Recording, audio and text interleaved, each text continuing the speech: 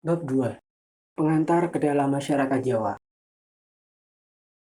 Supaya etika hidup dan pandangan dunia Jawa dapat dimengerti dalam konteks masyarakat Jawa yang nyata, bab ini menyajikan semacam ringkasan tentang lingkungan, masyarakat, dan sejarah Jawa. Sebagaimana telah saya terangkan, bab ini tidak memuat sesuatu yang baru, maka kebanyakan pembaca dapat kiranya melewatinya tanpa kehilangan apa-apa. 1. Pulau Jawa. Bersama dengan Sumatera, Kalimantan, dan Sulawesi, Jawa termasuk apa yang sering disebut Kepulauan Sunda Besar, yang merupakan sebagian dari Kepulauan Indonesia. Arsipel Indonesia merupakan kompleks kepulauan terbesar di Indonesia. Arsipel itu terdiri atas lebih dari 13.000 pulau yang mengisi ruang antara dataran Asia Tenggara, Filipina, dan Australia, serta menghubungkan Samudra Pasifik dengan Samudra Hindia. Bagaikan sabuk, pulau-pulau itu mengelilingi khatulistiwa. Secara politik, Pulau Jawa termasuk Republik Indonesia. Republik Indonesia terbentang dari ujung barat laut Pulau Sumatera sampai ke selatan Irian Jaya sepanjang kurang lebih 5.400 km, sedangkan lebar utara selatan kurang lebih 1.900 km. Bahasa nasionalnya bahasa Indonesia, merupakan perkembangan dari bahasa Melayu dan sebagai bahasa ibu di daerah hanya dipergunakan oleh 1-2 juta orang Indonesia. Semua orang Indonesia lain memakai salah satu lebih dari 250 bahasa daerah yang berbeda-beda sebagai bahasa ibu. Kebanyakan bahasa itu termasuk keluarga besar bahasa-bahasa Austronesia. Pulau Jawa kurang lebih sepanjang 1.100 km dan rata-rata selebar 120 km dan terletak antara derajat garis lintang selatan ke-5 dan ke-8 dengan 132.187 km persegi termasuk Madura. Jawa memuat kurang dari 7% dari tanah seluruh Indonesia. Jawa terdiri dari dataran-dataran rendah dengan tanah vulkanis yang subur. Beberapa daerah yang agak kering khususnya di sebelah selatan pulau dan cukup banyak gunung berapi yang masih aktif. 15 diantaranya mencapai ketinggian lebih dari 3.000 meter. Iklim Pulau Jawa adalah tropis. Di dataran rendah suhu rata-rata berkisar antara 26 dan 27 derajat Celcius dan perbedaan antara suhu rata-rata bulanan tertinggi dan terendah itu kurang dari 1 derajat. Pada umumnya termometer tidak naik di atas 33 derajat pada siang hari dan tidak turun di bawah 22 derajat pada malam hari. Kelembapan udara rata-rata bergeser antara 85% dalam bulan yang paling basah dan 73% dalam bulan yang paling kering. Makin tinggi, makin cepat iklim menjadi moderat dan sangat nyaman. Pulau Jawa tidak mengenal musim dingin dan musim panas, tetapi ada perbedaan yang cukup jelas antara musim hujan dan musim kering, walaupun juga dalam musim kering, khususnya di bagian utara dan barat Pulau Jawa, sering ada hujan. Dari 150 juta orang Indonesia seluruhnya yang berkembang dengan kecepatan 2,4% per tahun, kurang lebih 64% atau 96 juta hidup di Jawa dan Madura. Yang dengan demikian, dengan kepadatan penduduk rata-rata 726 orang per kilometer persegi, termasuk wilayah-wilayah yang paling padat penduduknya di dunia. Tetapi, karena di Pulau Jawa, daerahnya tidak dihuni secara merata karena kesuburannya tidak sama di mana-mana. Di Jawa Barat dan Jawa Timur masih ada beberapa daerah yang hanya sedikit penduduknya. Maka kepadatan penduduk nyata dalam daerah-daerah yang ada penduduknya itu jauh lebih tinggi. Misalnya di sekitar Malang, kepadatan penduduk melebihi 2.000 penduduk per kilometer persegi.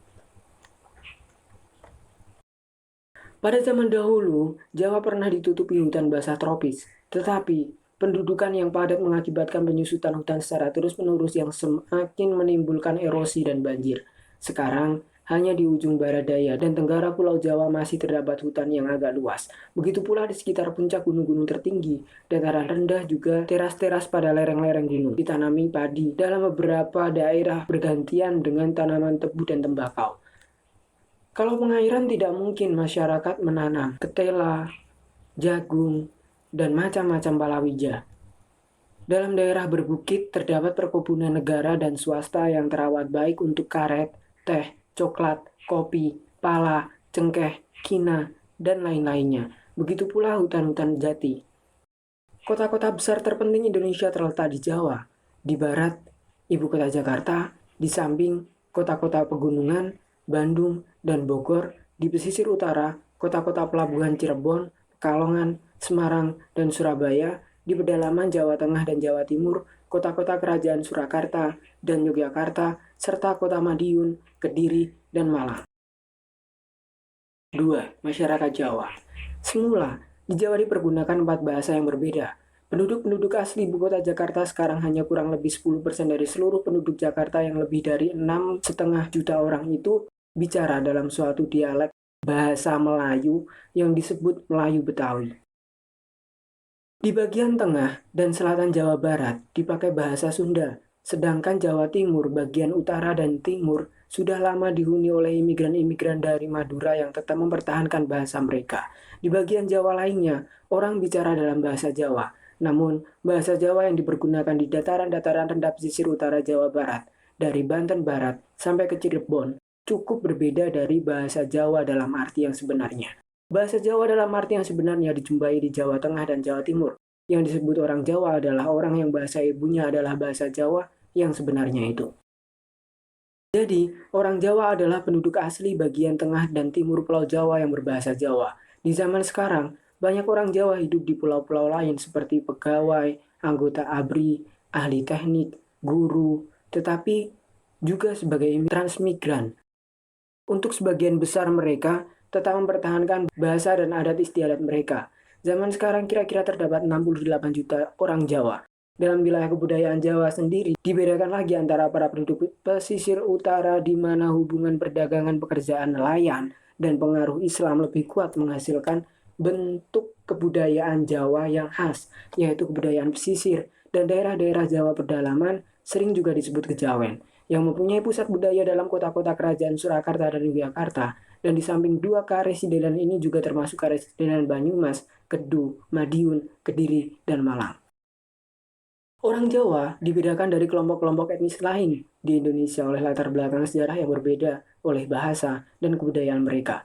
Kebanyakan orang Jawa hidup sebagai petani atau buruh tani. Di daerah dataran rendah, mereka bercocok tanam padi. Di daerah pegunungan, mereka menanam ketela dan palawija. Sebagian besar Pulau Jawa bersifat agraris. Penduduknya masih hidup di desa-desa. Di desa kebanyakan keluarga mempunyai rumah gedek atau kayu sendiri yang terdiri atas beberapa kamar, dengan lumbung padi kecil dan kandang di mana barangkali terdapat seekor kerbau, beberapa ekor kambing, dan ayam. Rumah itu dikelilingi oleh semacam kebun yang biasanya tidak begitu terawat, di mana pohon kelapa dan berbagai tumbuhan sayuran tumbuh bercampur aduk yang hasil-hasilnya melengkapi menu makanan yang untuk sebagian besar terdiri dari nasi atau ketela. Kecuali 2 kota pelabuhan, Surabaya dan Semarang, yang semakin menjadi pusat perdagangan dan industri. Perkembangan kota-kota sebagian besar terbatas pada pusat-pusat pemerintahan dan administratif, tempat administrasi provinsi, kabupaten, dan kecamatan. Di kota inilah dulu tinggal sebagian besar dari elit administratif lama, pedagang-pedagang, dan profesi-profesi baru yang berkembang sesudah Perang Dunia II. Yogyakarta dan Surakarta disebut kota kerajaan karena merupakan ibu kota bekas kerajaan-kerajaan pada zaman sekarang, tetap menjadi pusat kebudayaan seni dan sastra Jawa.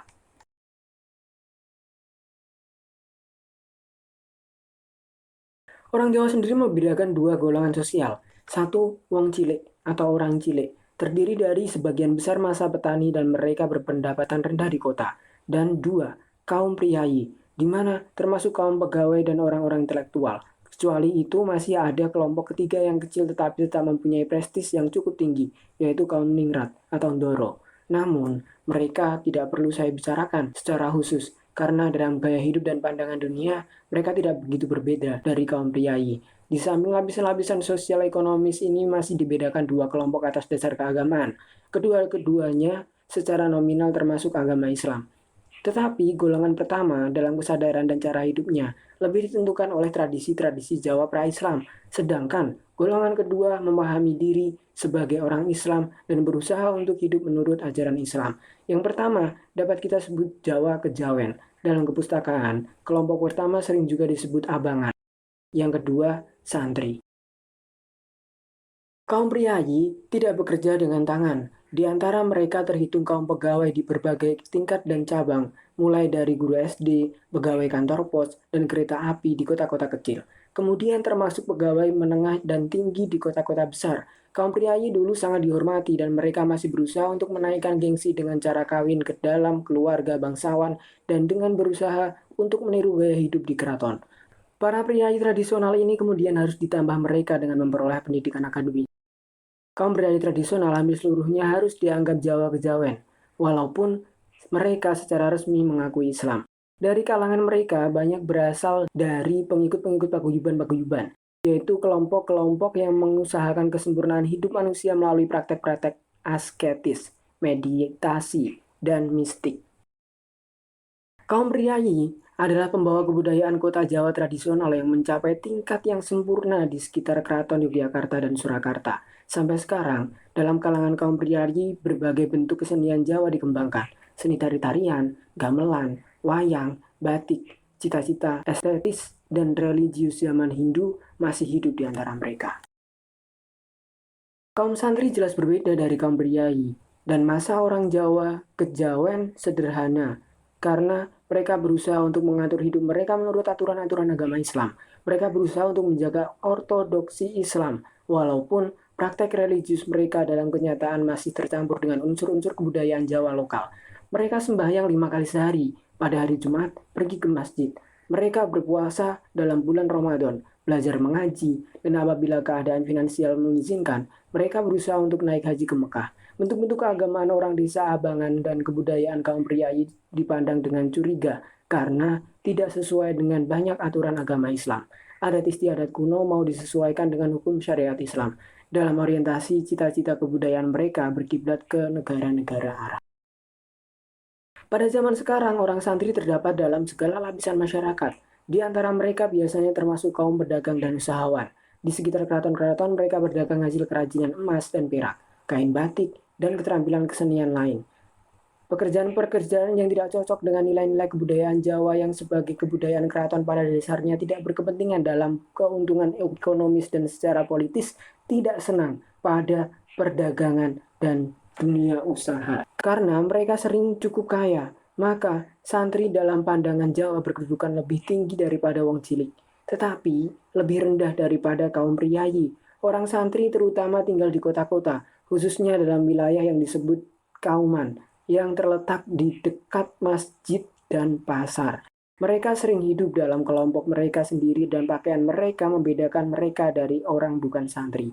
Ada juga desa-desa yang berorientasi Islam. Sebagian cukup besar masyarakat Jawa harus dianggap Jawa kejawen. Mereka tidak menjalankan kewajiban-kewajiban agama Islam, jadi tidak berdoa 5 kali, tidak ke masjid, sering tidak berpuasa di bulan Ramadan, dan mereka juga tidak berpikir untuk mengatur hidup mereka menurut aturan-aturan Al-Quran. Alam kehidupan santri adalah asing bagi mereka dan tidak jarang menimbulkan perasaan yang kurang enak. Dasar pandangan mereka adalah pendapat bahwa tatanan alam dan masyarakat sudah ditentukan dalam segala seginya. Manusia individual masing-masing dalam struktur keseluruhan itu hanya memainkan peranan yang kecil. Pokok-pokok kehidupan dan statusnya sudah ditetapkan, nasibnya sudah ditentukan sebelumnya. Dan dalam rangka itu, ia dengan sabar harus menanggung kesulitan-kesulitan hidup. Anggapan ini erat hubungannya dengan kepercayaan pada bimbingan adi kodrati dan bantuan dari pihak roh-roh nenek moyang yang seperti Allah atau Tuhan menimbulkan perasaan keagamaan dan rasa aman. Keagamaan orang Jawa kejawen selanjutnya ditentukan oleh kepercayaan pada berbagai macam roh yang tak kelihatan, yang menimbulkan kecelakaan dan penyakit apabila mereka dibuat marah atau kita kurang hati-hati. Orang bisa melindungi diri dengan sekali-kali memberi sesajen yang terdiri dari nasi dan makanan lain, daun-daun bunga dan kemenyan, dengan minta bantuan dukun, dan juga dengan berusaha untuk mengelakkan kejutan-kejutan dan tetap mempertahankan batin kita dalam keadaan tenang dan rela.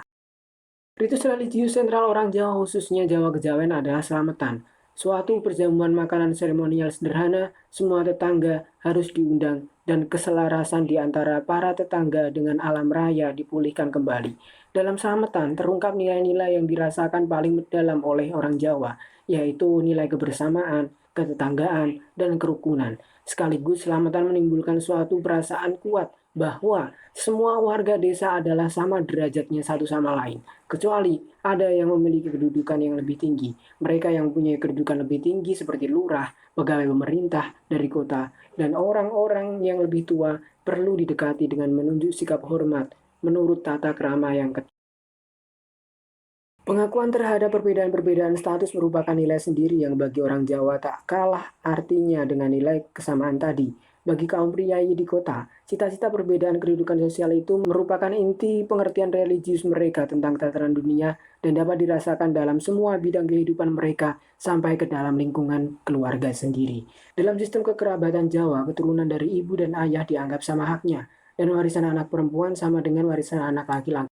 Keluarga ini terdiri dari ayah, ibu, dan anak-anak yang merupakan kelompok kekerabatan dasar dalam hidup setiap orang Jawa. Hanya terhadap anggota kelompok itu, ia mempunyai kewajiban-kewajiban yang lebih berat dan hanya dari mereka ia dapat mengharapkan perhatian dan bantuan secara maksimal. Melalaikan kewajiban-kewajiban terhadap anggota keluarga inti sendiri dianggap suatu kelakuan yang amat tercela. Keluarga inti secara ekonomis berdiri di atas kaki mereka sendiri dan biasanya memiliki rumah sendiri. Yang agak menyolok adalah persentase tinggi perceraian. Kurang lebih 50% dari semua perkawinan diceraikan lagi dan anak-anak tak jarang hidup dalam beberapa keluarga yang berbeda-beda. Hak dan kewajiban setiap saudara-saudara dari luar keluarga inti tidak begitu pasti dan tidak terkena sanksi sosial yang terlalu keras. Berbeda dengan banyak suku bangsa Indonesia lain. Misalnya dengan suku-suku Batak di Sumatera Utara, banyak masyarakat Jawa tidak mengenal sistem marga. Walaupun demikian, hubungan kekerabat di luar keluarga inti tidak begitu ketat aturannya. Namun, bagi orang Jawa, hubungan dengan keluarga yang jauh adalah tetap penting. Di situ termasuk yang masih keluarga sedarah. Kadang-kadang juga anggota keluarga ipar, terutama keponakan-keponakan generasi pertama ke atas dan ke bawah, dari kaum kerabat itu, ia dapat mengharapkan berbagai macam bantuan. Kalau di perjalanan, ia bisa menginap di rumah mereka. Dan apabila ia mengadakan pesta sunat bagi anaknya, mereka tentu akan membantu juga keturunan dari seorang nenek moyang yang sama merupakan faktor penting dalam sistem masyarakat Jawa. Siapa yang berasal dari nenek moyang yang sama termasuk kelompok kekerabatan yang sering hidup jauh satu sama lain yang disebut alur waris yang bertanggung jawab atas pemeliharaan dan perbaikan makam-makam nenek moyang bersama di desanya. Di samping keluarga inti, kaum kerabat dan kelompok alur waris itu, rukun tetangga merupakan kelompok keempat yang harus diperhatikan oleh individu masyarakat Jawa, dan daripadanya ia dapat mengharapkan bantuan. Tatanan sosial tradisional terpenting di atas keluarga adalah desa yang berdiri sendiri. Desa merupakan basis agraris masyarakat Jawa. Desa bisa memuat 100-500 rumah tangga.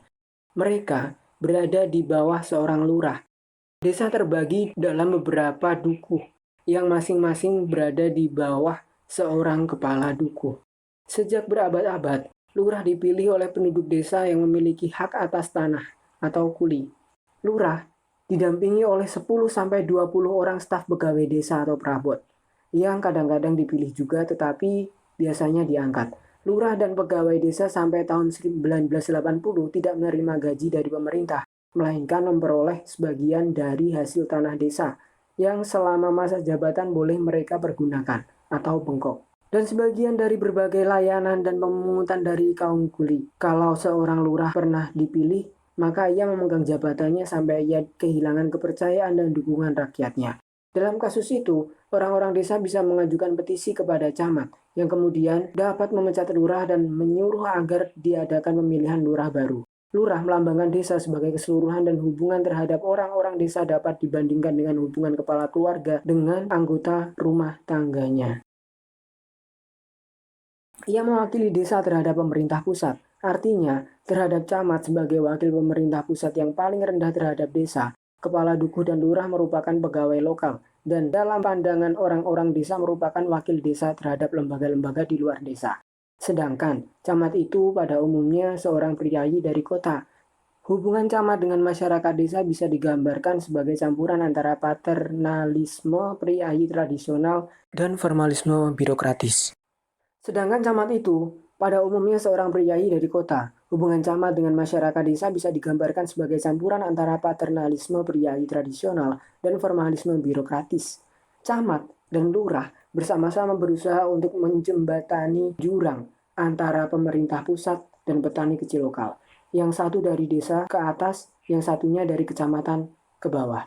Oleh karena seorang lurah mempunyai pengaruh besar atas pemilihan penggantinya, maka jabatan sering diwariskan dalam keluarga yang sama. Perkawinan di antara mereka menghubungkan keluarga-keluarga lurah dari berbagai desa sehingga lurah-lurah itu tidak jarang menjadi kelompok kerabat yang bersama-sama merupakan semacam lapisan atas desa. Ada lurah yang mempunyai daftar nenek moyang yang berhubungan dengan cerita-cerita mistis yang mengkaitkan keluarga mereka pada pribadi-pribadi dari mitologi wayang atau pada pahlawan-pahlawan tradisi raja setempat yang makamnya dipuja di atas gunung atau di sebuah hutan. Dan karena itu, lurah kadang-kadang dianggap angker atau sakti. Hubungan sosial di desa sebagian besar berdasarkan sistem gotong royong yang mengenal berbagai bentuk tradisional. Walaupun gotong royong tidak terbatas pada hubungan keluarga, namun sistem itu oleh orang desa dipahami sebagai perluasan hubungan kekerabatan yang mempunyai pengaruh kuat atas seluruh kompleks hubungan internasional di seluruh desa. Namun, di samping bentuk-bentuk kerja gotong royong selalu terbuka kemungkinan untuk memperoleh tenaga kerja dan pelayanan-pelayanan melalui pengupahan biasa. Perjanjian-perjanjian kerja di desa pun selalu bersifat individual, kecuali beberapa bentuk kerja gotong royong sewaktu-waktu yang diorganisasikan di tingkat desa. Tidak terdapat kelompok-kelompok yang terorganisasi demi tujuan-tujuan ekonomis, ritual, atau lain-lain di atas tingkat kerumah tanggaan. Agama dianggap sebagai urusan pribadi. Dalam kehidupan sehari-hari, orang Jawa kejawen tidak terdapat kegiatan-kegiatan, doa-doa, atau ritus-ritus religius khusus, kecuali kali sekali diadakan selamatan atau diberi sesajen. Orang yang lebih berorientasi ke Islam juga sembahyang dan berpuasa pada waktunya dan pada hari Jumat ke masjid. Bisa terjadi bahwa dalam keluarga yang sama terdapat anak yang abangan, santri, dan Kristen. Kalau di desa ada masjid, maka biasanya dipertahankan oleh umat sendiri tanpa suatu organisasi formal. Kesatuan dukuh biasanya didukung oleh beberapa unsur yang dimiliki bersama. Di situ termasuk tempat suci atau punden. Misalnya, berupa kuburan kecil, kelompok pepohonan, atau sumber air yang menandakan tempat pemakaman atau tempat rumah pertama pendiri desa mistis. Cikal bakal yang pernah untuk pertama kalinya menjabat hutan dan membuka sawah. Semua penduduk dianggap sebagai keturunan rohani pendiri desa itu. Pada kesempatan tertentu, di tempat itu diadakan upacara kecil. Kecuali itu, biasanya terdapat kuburan di pinggir desa, di mana satu-satunya ritual keagamaan diadakan yang menyangkut seluruh desa, yaitu pembersihan tahunan desa dari roh-roh jahat, atau bersih desa. Dalam pengertian desa yang termasuk sawah, tegalan, dan tanah untuk mendirikan rumah di atasnya, sistem pengairan adalah amat penting bagi persawahan dan berada di bawah pengawasan seorang pegawai pemerintah yang dibantu oleh beberapa penduduk desa yang terus-menerus mengawasi dan mengontrol keadaan irigasi. Sebagian besar sawah merupakan hak milik pribadi tetapi dengan pembatasan-pembatasan tertentu. Misalnya, bahwa sawah tidak boleh dijual kepada orang luar desa. Sebagian lagi yang disebut kongsen merupakan milik dukuh sendiri dan diserahkan kepada penduduk tertentu untuk dipakai selama beberapa tahun atau selama seluruh hidup. Pembagian tanah kongsen itu merupakan urusan dukuh, bukan desa. Walaupun terdapat ikatan-ikatan tradisional tadi, namun dukuh modern di zaman sekarang pada umumnya tidak lagi merupakan suatu kesatuan yang terintegrasi kuat. Kepadanya masing-masing warga desa masih merasakan suatu loyalitas yang mendalam. Desa Jawa sudah terlalu dikacaukan dalam perkembangannya oleh tindakan-tindakan ekonomis dan administratif pemerintah kolonial dalam 100 tahun terakhir, dan terlalu banyak penduduk yang terpaksa sering pindah tempat. Dalam abad ke-19, bidang tanah di desa rata-rata hanya berada di tangan satu keluarga petani, kurang dari 30 tahun. Sejak beberapa tahun, seluruh sistem kehidupan dan kerja di desa berada dalam krisis besar. Posisi lurah sudah lama digerogoti. Sudah di zaman kolonial, pemerintah pusat berusaha untuk mempergunakan kedudukan kuat lurah dalam desa. Sekarang pun, pemerintah pusat tidak bisa mencapai sesuatu di desa kalau lurah tidak bekerja sama. Untuk memaksakan kehendaknya pada orang-orang desa, sekarang hal ini lebih berlaku lagi. khususnya dengan perundangan baru di mana lurah dijadikan pegawai negeri. Seorang lurah dipilih untuk masa 8 tahun dan tekanan terhadap pemilihan itu dari pihak pemerintah, khususnya melalui bupati, adalah sangat besar. Lurah diharapkan mengisi daftar-daftar kependudukan, mengumpulkan pajak, dan melaksanakan segala macam instruksi pemerintah pusat. Ia misalnya dianggap bertanggung jawab atas keberhasilan usaha keluarga berencana. Lurah tetap seorang yang berkuasa di desa, tetapi bahaya adalah semakin besar bahwa ia berubah dari seorang wakil desa menjadi kaki tangan paling bawah pemerintah yang peraturan-peraturannya oleh orang-orang desa tak jarang dirasakan sebagai penekanan. Masalah terbesar di desa Jawa sekarang adalah pertambahan penduduk, karena tanah pertanian baru tidak mungkin dicari lagi. Maka luas bidang tanah yang dikuasai masing-masing keluarga terus-menerus menyusut. Di zaman dulu, setiap warga desa laki-laki terjamin kemungkinannya untuk bekerja di sawah melalui suatu sistem kompleks untuk menyewakan tanah dan mengikut sertakan orang pada waktu panen. Sistem ini sekarang sedang ambruk. Usaha-usaha intensifikasi pertanian yang padat modal memaksa petani yang lebih kaya supaya dapat membayar utang-utang mereka. Sedangkan bagi buruh tani tanpa tanah, kemungkinan untuk menemukan pekerjaan di bidang pertanian semakin kecil. Sebagai akibat, arus perpindahan penduduk ke kota-kota besar semakin deras dan sekaligus terbentuk suatu proletariat agraris. Tidak terdapat angka-angka yang pasti, tetapi sampel dalam wilayah-wilayah tertentu menghasilkan pendapat bahwa di daerah-daerah Jawa yang berpenduduk pada 30-60% penduduk desa tidak memiliki tanah sendiri dan 10-20% lebih banyak tidak memiliki cukup tanah untuk dapat hidup daripadanya. Dengan lebih kurang 45% dari seluruh penduduk Indonesia, orang Jawa merupakan bagian yang paling berpengaruh. Sebagai pegawai sipil dan militer, mereka diketemukan di seluruh kepulauan Nusantara. Pengaruh kebudayaan Jawa atas kebudayaan seluruh Indonesia yang berbineka tunggal ika cukup terasa. Namun kenyataan itu hanya melanjutkan suatu perkembangan yang telah menjadi salah satu ciri sejarah kepulauan Indonesia sejak 10 abad terakhir.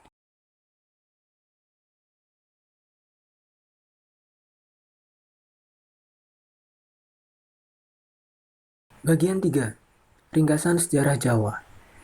Uraian di atas berusaha untuk sekedar memberi gambaran sederhana mengenai struktur ekonomi sosial dan religius budaya masyarakat Jawa yang kompleks. Supaya gambaran itu juga dapat dipahami dari dimensi kedalaman historis, berikut ini saya memberikan suatu ringkasan sejarah Jawa yang tentu saja tidak dapat secara terperinci.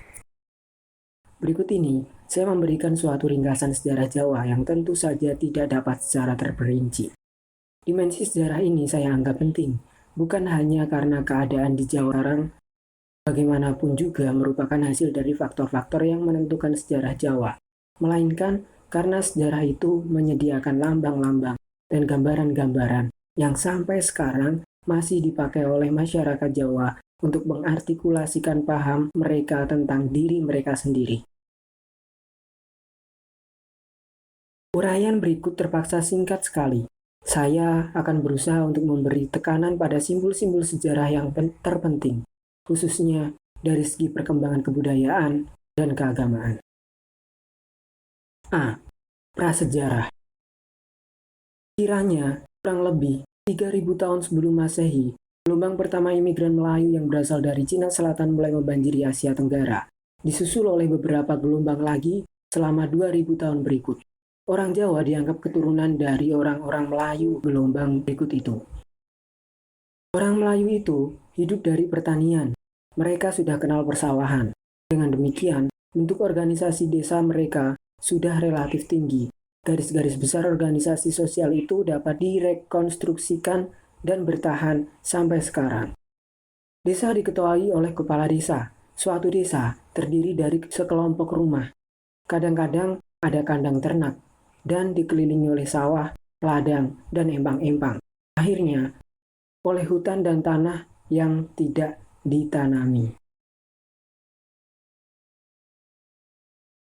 Tanah garapan semula merupakan milik desa. Apabila anggota desa membuka tanah melalui pekerjaannya sendiri, ia pribadi berhak atas penghasilannya, tetapi tidak bisa menguasai tanah tanpa izin seluruh desa. Semua warga desa bersama-sama bertanggung jawab atas kesejahteraan bersama. Di masa paceklik, orang berkewajiban untuk saling membantu.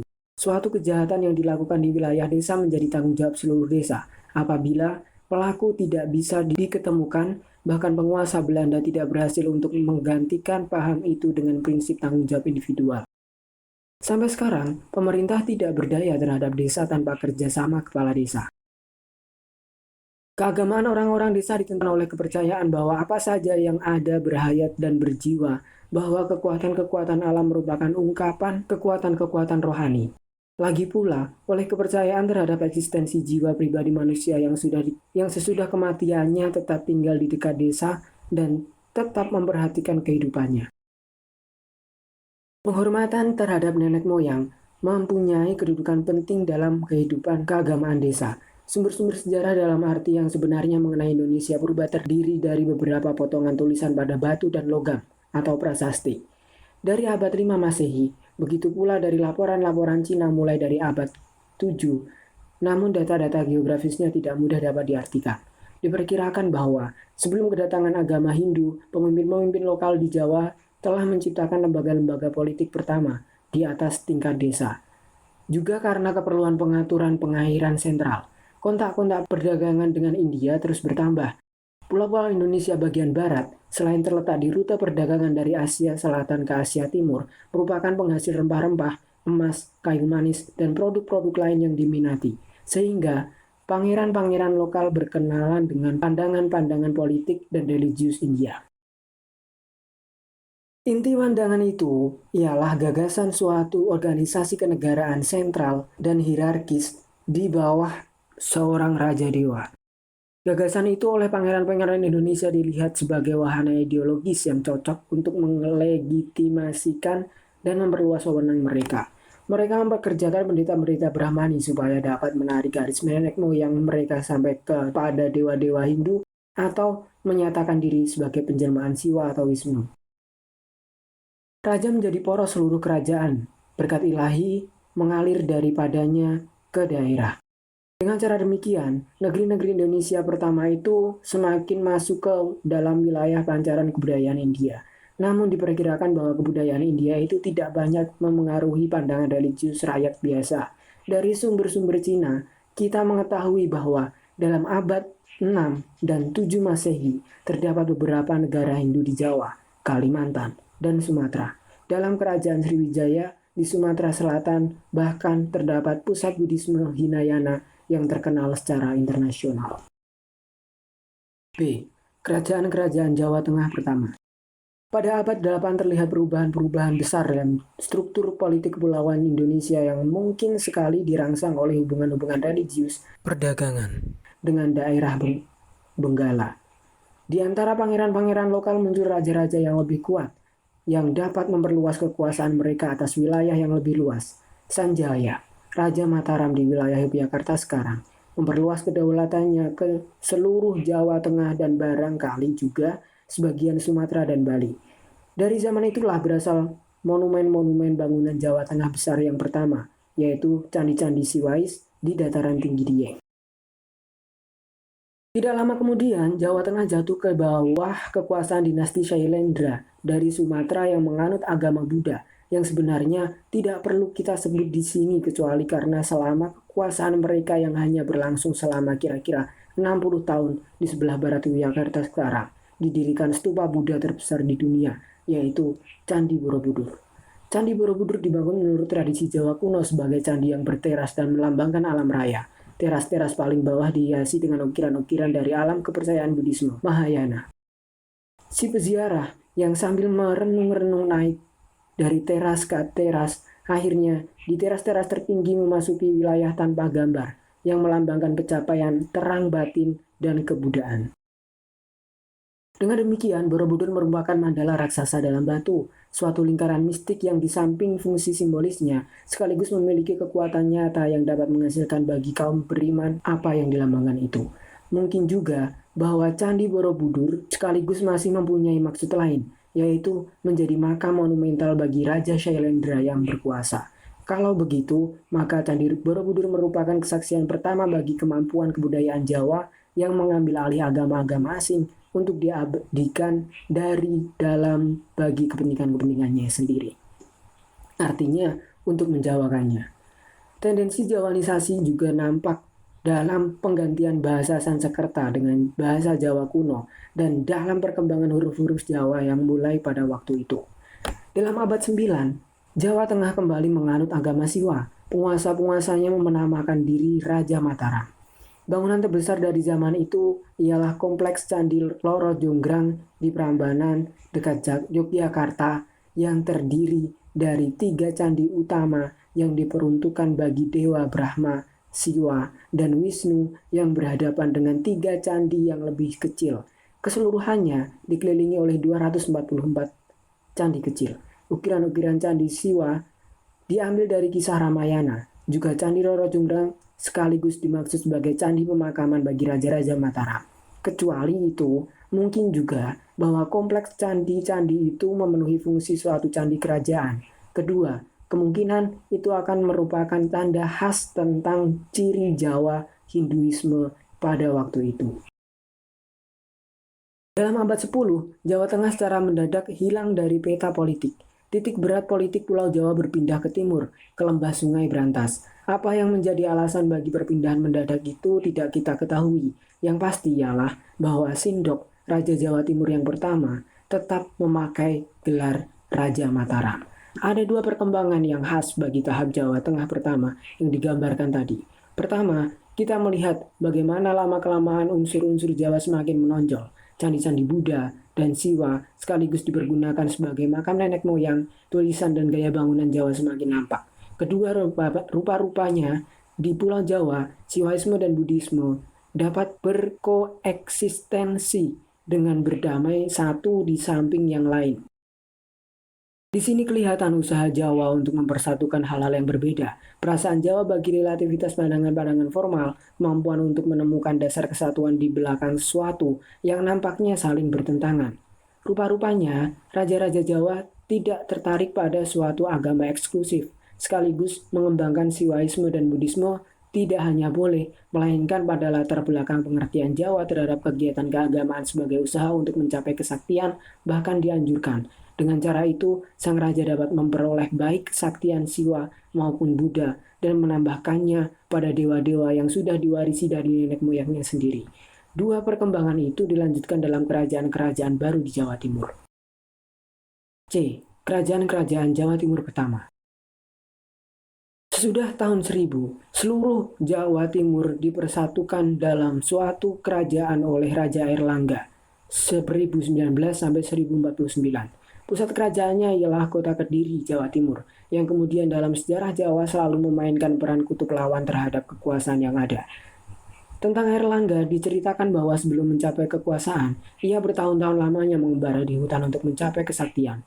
Maka, tidak mengherankan bahwa pada zaman pemerintahannya diciptakan Arjuna Wiwaha Kakawin, saduran Jawa dari suatu cerita dari Mahabharata India, di mana Arjuna harus bertapa di hutan bertahun-tahun lamanya untuk mencapai kekuatan batin.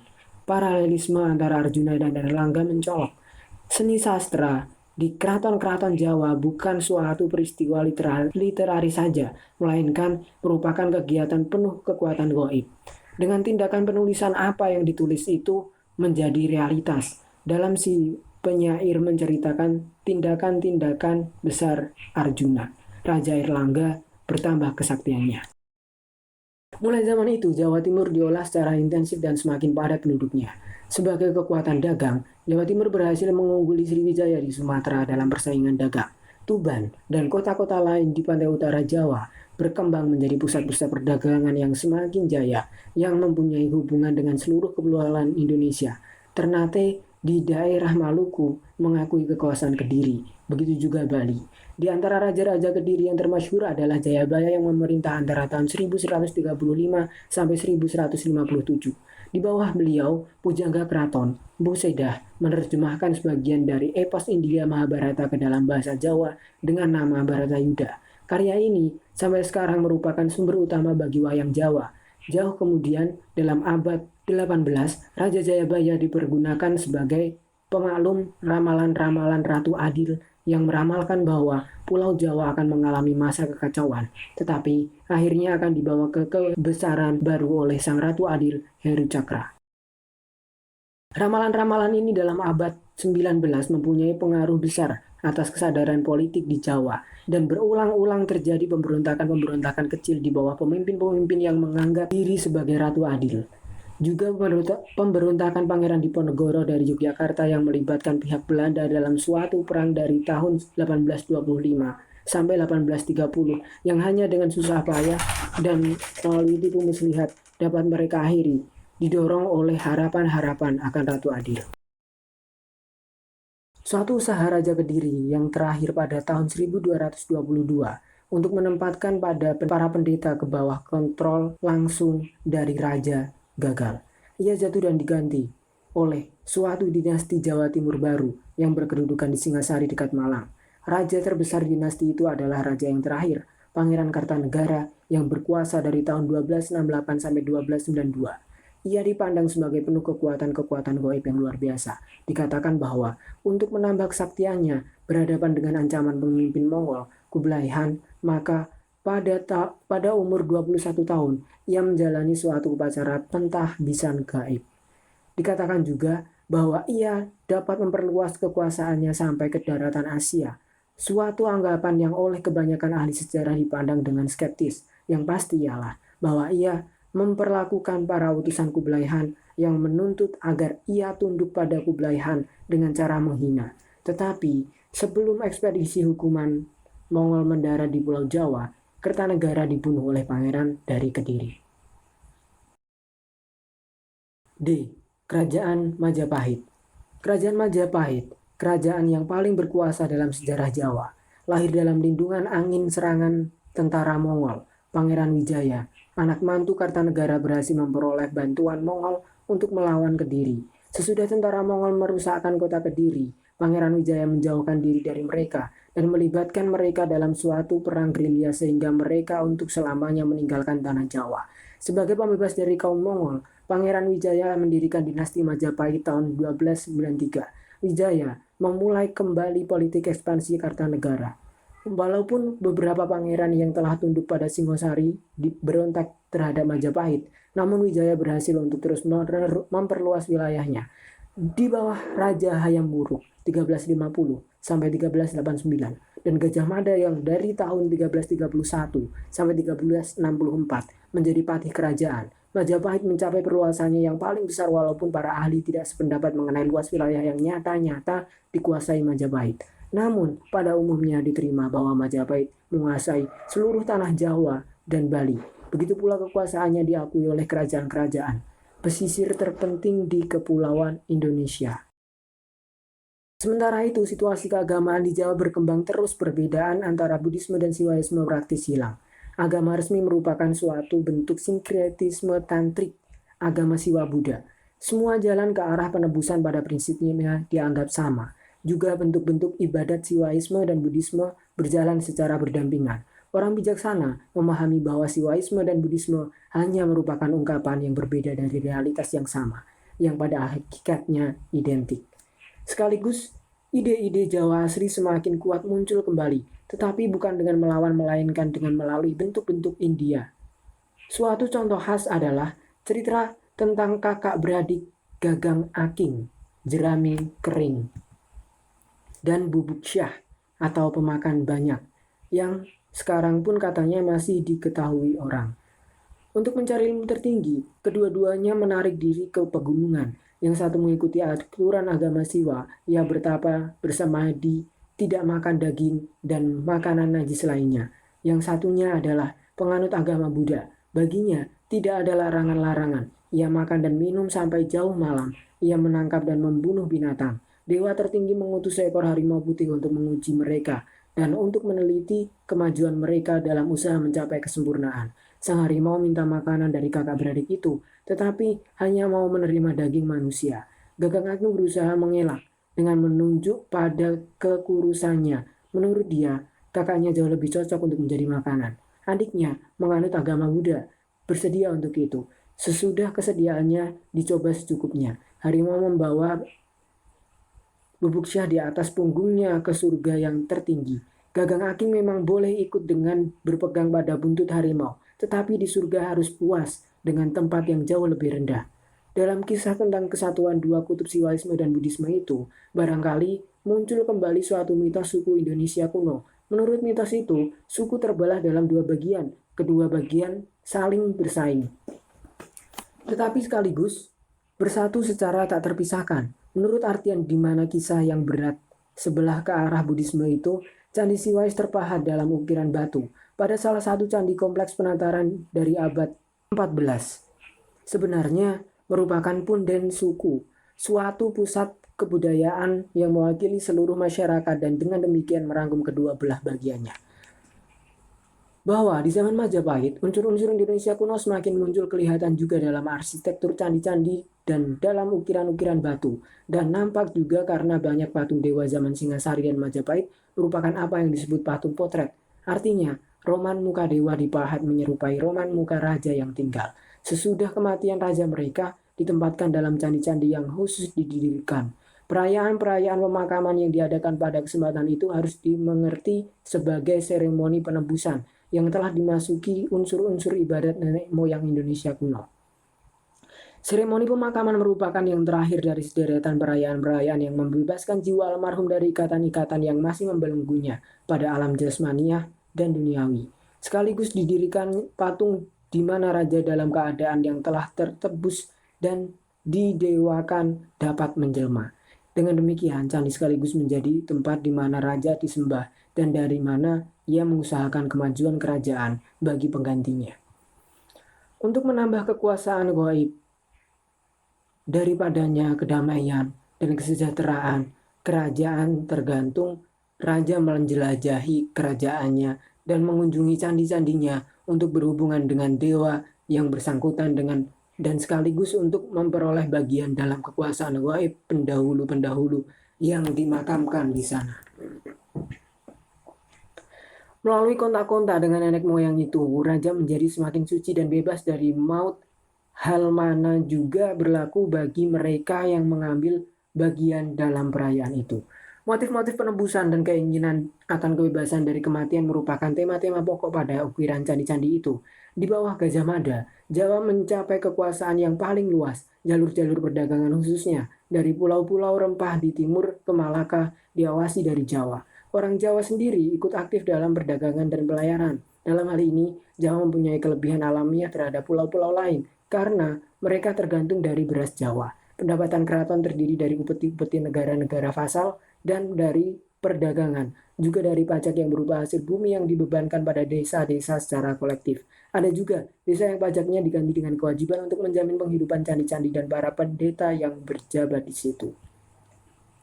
Desa-desa lain lagi diserahkan kepada para pegawai keraton yang hidup dari hasil bumi desanya itu. Sebagaimana dicatat oleh Vanil, sistem administrasi dan cara hidup masyarakat di zaman Majapahit tidak banyak berubah di Jawa sampai abad 19. Sejarah lebih dari 1000 tahun perkembangan kebudayaan Hindu Jawa menghasilkan suatu pembagian masyarakat Jawa ke dalam rakyat di desa-desa di satu pihak dan keraton di lain pihak, yang daripadanya kekuasaan gaib mengalir ke daerah membawa kesuburan. Pembagian mana dalam perpisahan antara rakyat kecil dan elit terdidik tetap bertahan sampai sekarang. Kalau lingkungan keraton mengalami banyak perubahan dari segi politik, budaya, dan keagamaan, maka sebaliknya cukup menyolok bagaimana desa Jawa berhasil mempertahankan ciri-ciri tradisionalnya seperti kepercayaan pada roh-roh, rasa kekeluargaan, dan konservatifismenya. Namun kedua lingkungan itu tidak bereksistensi berdampingan tanpa hubungan satu sama yang lain, melainkan mereka juga saling memperlengkapi. Bentuk pertanian intensif yang berdasarkan persawahan merupakan prestasi asli orang Jawa, sedangkan pengaruh-pengaruh kebudayaan India menunjang perkembangan lingkungan keraton ke arah yang telah diambil sebelumnya. Suatu masyarakat agraris stabil merupakan dasar bagi pertumbuhan satuan-satuan politik dan administratif yang lebih besar. Di satu pihak, desa harus menjamin penghidupan keraton. Di lain pihak, Keraton menjamin keamanan, ketentraman, dan kestabilan desa yang merupakan prasyarat penting agar suatu sistem kompleks seperti persawahan dan tanaman padi dapat berfungsi dan yang tidak dapat dijamin oleh desa sendiri. Dan sebaliknya, karena saling ketergantungan itu, desa sebagai keseluruhan menjadi penting bagi keberlangsungan kebudayaan keraton. Dan oleh karena itu, desa Jawa dapat dalam ukuran yang cukup luas tetap mempertahankan suatu otonomi tertentu dan organisasinya sendiri. Bagi Lege, hubungan timbal balik antara desa dan raja merupakan sumbangan zaman Hindu Jawa yang menentukan kepada masyarakat Indonesia. Yang juga pantas dicatat ialah bahwa pada akhir zaman Hindu Jawa, semangat Jawa asli semakin berjaya.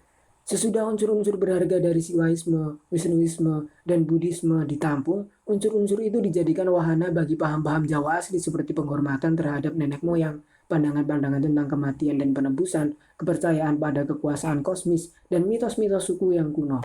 Agama-agama impor diresapi oleh kebudayaan Jawa sampai menjadi ungkapan identitas Jawa sendiri. Oleh karena itu, tidak mengherankan bahwa baik dalam masyarakat maupun di lingkungan keraton tidak timbul perlawanan kuat terhadap satu kekuatan baru yang muncul. Sekurang-kurangnya selama kekuatan itu menyesuaikan diri dengan mentalitas religius yang sudah ada, yaitu agama Islam, kejayaan Majapahit hanya bertahan untuk waktu singkat, 100 tahun sesudah didirikan, yaitu sesudah kematian Hayam Wuruk pada tahun 1389. Keruntuhannya telah mulai. Pada tahun 1401, Majapahit terpecah dalam suatu perang saudara. Saat runtuhnya kerajaan Majapahit, tidak lagi dapat kita ketahui dengan tepat. Pada tahun 1475, Majapahit diserang oleh Demak yang beragama Islam. Pada permulaan abad 16, jejak terakhir Majapahit menghilang dalam kegelapan sejarah. Kedatangan agama Islam dan perkembangan selanjutnya. Waktu Marco Polo dengan ayah serta pamannya tinggal beberapa bulan di Sumatera Utara sebagai utusan Kublai Khan pada tahun 1292, ia mencatat bahwa sebuah kota pesisir yang bernama Perlak baru saja memeluk agama Islam. Pada tahun 1414, Raja Malaka yang didirikan di pantai barat Malaya dalam abad 14 masuk agama Islam. Kesultanan Malaka menjadi pusat penyebaran agama Islam sampai direbut oleh kaum Portugis pada tahun 1511. Pedagang-pedagang Islam dari Arab dan Gujarat juga orang Jawa yang berkedudukan di Malaka membawa agama Islam ke kota-kota pelabuhan pantai utara Pulau Jawa. Maka Muslim pertama di Jawa berasal dari tahun 1419. Pada saat yang sama, kekuasaan Majapahit semakin merosot. Penguasa-penguasa kota pesisir utara seperti Cirebon, Demak, Tuban, Jepara, Gresik, dan kemudian Madiun di pedalaman memeluk agama Islam. Menurut Lege, agama Islam menjadi menarik bagi kota-kota pesisir dari dua segi. Di satu pihak, sebagai lambang perlawanan terhadap Majapahit, di lain pihak, agama Islam merupakan alternatif terhadap keseluruhan pandangan dunia Hindu. Islam membawa manusia berhadapan muka dengan Allah tanpa perlu adanya imamat pengantara atau ritual yang ruwet. Islam mempunyai suatu ajaran kesamaan yang sangat ampuh untuk mencairkan tatanan hierarkis masyarakat Majapahit. Flekel masih menunjuk pada segi lain. Berabad-abad lamanya, pangeran-pangeran Jawa sudah terbiasa untuk memahami kegiatan-kegiatan religius sebagai sarana untuk menambah tenaga batin atau kekuatan goib mereka. Dapat dimengerti bahwa mereka melihat agama Islam dalam cahaya yang sama. Pengaruh agama baru yang semakin besar di seluruh Asia Tenggara membuktikan relevansinya yang ampuh. Kenapa penguasa-penguasa Jawa pun tidak menerima Islam juga? Kenapa tidak menambahkan sumber kekuatan gaib baru ini pada sumber-sumber yang telah mereka kuasai? Itu akan mempunyai dua keuntungan. Mereka akan menjadi sama kedudukan rohaninya dengan lawan-lawan potensial yang beragama Islam, dan mereka juga bisa memperoleh bantuan kekuatan-kekuatan Muslim yang sama terhadap lawan-lawan mereka yang bukan Islam. Jadi, memeluk agama lawan-lawan mereka yang bukan Islam, jadi memeluk agama Islam tidak dengan sendirinya mesti merupakan suatu pemutusan hubungan sama sekali dengan masa lampau Hindu Jawa, melainkan dapat diintegrasikan tanpa kesulitan yang terlalu besar ke dalam usaha Jawa tradisional untuk menambah kekuatan-kekuatan gaib. Dalam hubungan ini menguntungkan bagi agama Islam bahwa kedatangannya ke Jawa bukan dalam bentuk murni sebagaimana beberapa abad kemudian dipelopori oleh kaum Wahab di Arab, melainkan melalui Gujarat di India dan dalam suatu bentuk yang sangat dipengaruhi oleh sufisme mistik Islam. Oleh karena itu, agama Islam tanpa keguncangan-keguncangan besar dapat diterima dan diintegrasikan ke dalam pola budaya, sosial, dan politik yang sudah ada. Kepercayaan baru mendapat warta-warta penting dalam diri kiai-kiai kiai, dan kaum ulama. Mereka mempertahankan sebagian besar kebudayaan Hindu Jawa. Dalam tradisi Jawa, pewarta-pewarta pertama agama Islam, para wali, bahkan dianggap sebagai penemu wayang dan gamelan. Dan ciri mistik ajaran Islam mencocokkannya tanpa kesulitan ke dalam pandangan dunia Jawa tradisional. Dari proses integrasi itu, lahirlah kebudayaan santri Jawa. Kebudayaan itu semula terbatas pada kota-kota utara Jawa. Tetapi lama-kelamaan melalui pedagang-pedagang dan tukang-tukang juga mulai berakar dalam kota-kota lain. Dan akhirnya juga di beberapa daerah pedalaman Jawa. Pada tahun 1526, Bantam, Jawa Barat, memeluk agama Islam dan berkembang menjadi negara yang kuat. Pada waktu yang sama, Demak, Jawa Tengah, pada tahun 1511 telah menjadi kesultanan, menjadi kekuasaan utama pesisir utara Jawa, berhadapan dengan pilihan antara kaum Portugis dan agama Kristiani atau Demak dan agama Islam. Pangeran-pangeran Hindu pedalaman Jawa memilih yang kedua. Dengan diterimanya agama Islam, keraton-keraton di pedalaman Jawa sekali lagi mulai unggul terhadap kesultanan-kesultanan di pesisir utara. Pada akhir abad 16, Senopati dari Mataram berhasil memperluas pengaruhnya sampai ke Kediri. Beberapa tahun kemudian, Demak ditaklukkan Agung 1613-1645, cucu Senopati, menghancurkan kota-kota perdagangan pesisir utara dan menaklukkan seluruh kepulauan Jawa, kecuali Bantam dan Blambangan di ujung tenggara Pulau Jawa. Penghancuran kota-kota perdagangan Jawa Utara oleh Mataram mempercepat kematian perdagangan Jawa antar pulau yang bagaimanapun juga sudah sangat terdesak oleh East Indies Company. Jawa Tengah dengan mentalitas politiknya yang terarah ke dalam kembali menjadi pusat kehidupan politik, budaya, dan ekonomi Jawa. Walaupun Agung memperlihatkan diri sebagai penguasa Islam, sebagai tanda penghargaan pada tahun 1641, ia memperoleh gelar Sultan dari Mekah. Namun dengan sadar, ia menyambungkan diri kembali ke tradisi Hindu Jawa. Pujangga-pujangganya disuruh menulis sejarah Jawa atau Babat Tanah Jawi dengan maksud untuk memperlihatkan Sultan Agung sebagai penerus legitim penguasa-penguasa Majapahit. Kehidupan di keraton tidak sangat berbeda dari kehidupan di zaman pra-Islam. Sri Sultan tetap mengumpulkan pusaka-pusaka keramat. Putranya, Amangkurat I, bahkan menolak gelar Sultan dan mengakhiri pengaruh guru-guru Islam yang semakin besar dengan menyuruh membunuh beberapa ratus dari mereka bersama dengan keluarga-keluarga mereka. Tidak satupun dari raja-raja Jawa Tengah pernah akan menerima nama Arab. Kalau Sultan Agung masih setiap minggu pergi ke masjid untuk berdoa, maka penggantinya mengizinkan kaum bangsawan untuk berdoa di masjid, tetapi dia sendiri tetap tinggal di keraton saja. Demikianlah juga pengganti-penggantinya. Selama 150 tahun berikut, kekuasaan Mataram terus menyusut. Perselisihan suksesi memecah belahkan kerajaan, mengakibatkan keraton beberapa kali harus pindah, dan dengan hampir tak terasa bahwa East Indies Company ke Belanda yang sejak tahun 1619 bermukim di Jakarta ke posisi kekuasaan yang semakin besar karena bantuannya selalu diminta oleh salah satu dari pangeran-pangeran yang berkelahi satu sama lain. Pada tahun 1755, Kerajaan Mataram untuk pertama kali dibagi dan terpecah ke dalam Kasunanan Surakarta di bawah Susuhunan Pakubuwono III dan Kesultanan Yogyakarta di bawah Hamengkubuwono I. Setahun kemudian Pangeran Mangkunegoro merebut sebagian Kesunanan Surakarta untuk dirinya sendiri. Akhirnya, pada tahun 1813, Kesultanan Yogyakarta terpecah juga. Sebagian kecil menjadi milik Pangeran Pakualam I. Selama abad 18, East Indies Company lama-kelamaan mengambil alih hampir seluruh Jawa Timur dari Kerajaan Mataram. Waktu tahun 1798, Indonesia diserahkan oleh East Indies Company yang telah bangkrut kepada pemerintah Belanda. Kerajaan-kerajaan Mataram hanya mempunyai kedaulatan yang sangat terbatas dalam suatu wilayah yang seluas kurang lebih 10.000 km persegi. Pada saat sekarang pun tahta keempat keraton ini masih diduduki oleh keturunan keempat cabang keturunan Sultan Agung itu. Namun, hanya pemerintahan Sultan Hamengkubuwono IX di Yogyakarta yang masih mempunyai arti politik. Sebagai penghargaan atas jasa beliau dalam perang kemerdekaan, beliau diangkat menjadi kepala daerah istimewa Yogyakarta yang mencakup wilayah bekas kesultanannya bersama dengan wilayah Paku Alam yang menjadi wakilnya. Pada akhir abad 18, hampir seluruh pulau Jawa secara resmi beragama Islam, tetapi dengan intensitas yang berbeda. Pusat Islam yang paling sadar adalah kota-kota pesisir utara. Disitulah titik berat kebudayaan santri. Juga dalam semua kota di pedalaman Jawa terdapat kampung-kampung santri. Kebudayaan santri itu berhadapan dengan kebudayaan keraton dan pedalaman Jawa. Walaupun keraton-keraton secara resmi memeluk agama Islam, namun dalam gaya kehidupan pengaruh tradisi Hindu Jawa lebih menonjol. Keraton-keraton itu menjadi pusat kebudayaan Jawa klasik dengan tari-tarian dan pertunjukan wayang. Dengan gamelan dan dengan suatu ritual keagamaan yang memang diadakan pada hari-hari raya Islam besar, tetapi yang isinya berasal dari zaman Hindu Jawa. Agama Islam dianggap sebagai salah satu persiapan untuk memperoleh kesatuan dengan yang ilahi, dan apabila kesatuan itu telah tercapai, bentuk persiapan itu dianggap tidak begitu penting lagi.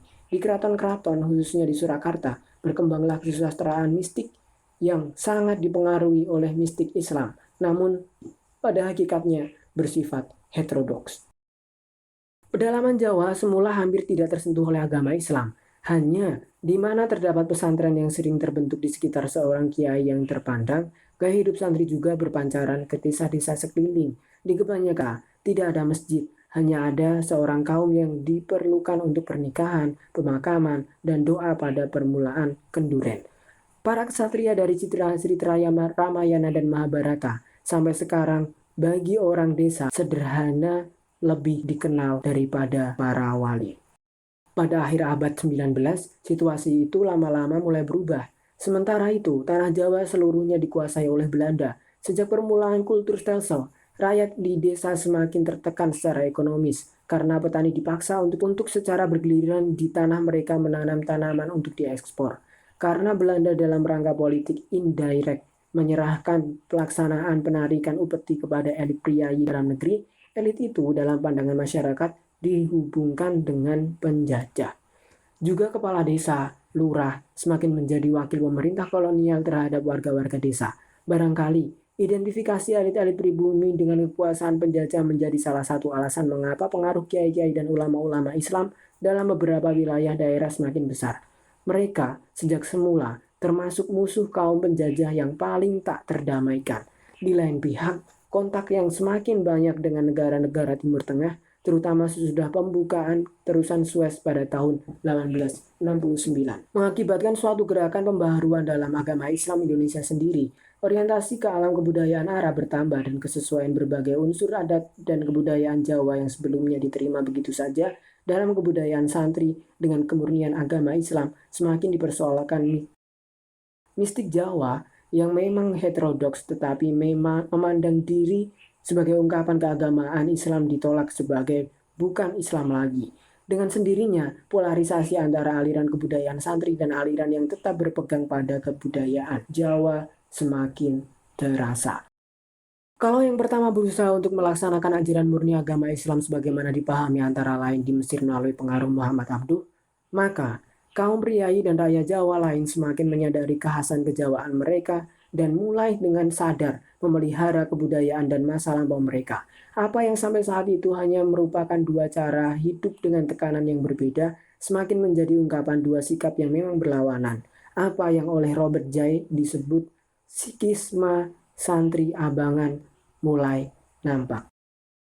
Tendensi itu masih diperkuat oleh Gerakan Kebangkitan Nasional pada abad 20. Organisasi nasional pertama yang masih belum bersifat politik, Budi Utomo, dari tahun 1908 bertujuan memajukan cita-cita kebudayaan Jawa. Pada tahun 1913 dibentuk pengelompokan politik pertama dengan nama Sarekat Islam. Dalam waktu 10 tahun dalam tubuh Sarekat Islam terjadi konfrontasi antara berpedoman agama Islam dan yang berpedoman komunis yang berakhir dengan kelompok komunis meninggalkan Sarekat Islam. Sejak itu, organisasi politik proklamasi kemerdekaan tahun 1945, polarisasi itu beberapa kali mengakibatkan krisis-krisis yang berat. Sejak semula terdapat unsur-unsur Islam radikal yang menolak Republik Indonesia yang baru lahir sebagai kafir. Pada tahun 1950, kelompok itu di bawah pimpinan Kartosuwiryo, orang asal Jawa Timur, memulai suatu pemberontakan di bawah bendera Darul Islam di Jawa Barat yang meluas sampai ke Aceh dan Sulawesi Selatan dan yang sisa-sisanya baru tertumpas habis sekitar tahun 1960-an. Betapa mendalam perbedaan antara kelompok-kelompok yang berpedoman Jawa dan yang berpedoman Islam dalam masyarakat Jawa dapat diamati oleh Clifford Geertz dan Robert Jay pada waktu mereka mengadakan penelitian di Jawa Timur pada permulaan tahun 50-an. Jai menceritakan bagaimana dalam desa Taman Sari, tempat dia tinggal, dua duku sebelah barat laut beraliran Islam Ortodoks, sedangkan dukuh-dukuh timur dan selatan beraliran Jawa.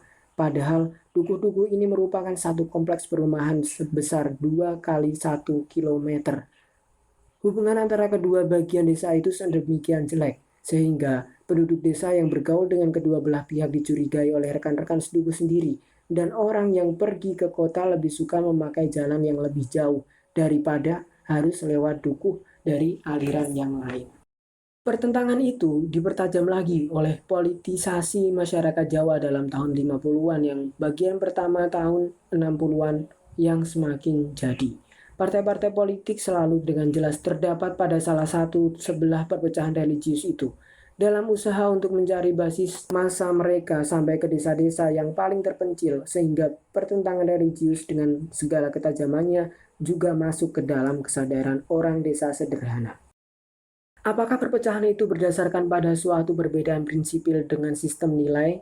Demikian kecondongan Clifford Geertz, atau sebagaimana menjadi pendapat beberapa sosiolog Islam, hanya merupakan tingkat-tingkat dalam islamisasi yang berbeda yang dipertajam demi alasan politik. Tidak mengubah kenyataan yang juga diterima oleh kedua belah pihak, bahwa antara dua orientasi itu memang terdapat perbedaan yang nampak juga dalam kelakuan lahiriah. 25 tahun yang lalu, Kuncoro Ningrat menulis tentang adanya dua subkultur dengan pandangan dunia, nilai-nilai, dan orientasi-orientasi yang berlawanan di dalam keseluruhan kebudayaan Jawa. Sejauh mana konstatasi ini akan berlaku terus, tinggal ditunggu. Dalam tulisan ini, golongan masyarakat Jawa yang berorientasi pada kebudayaan santri tidak dibicarakan, tanpa menutup kemungkinan bahwa sebagian besar pertimbangan-pertimbangan berikut barangkali juga berlaku bagi mereka. Selanjutnya, kata Jawa selalu saya gunakan untuk varian Jawa kejawen. Entah dia itu wong cilik, entah priayi.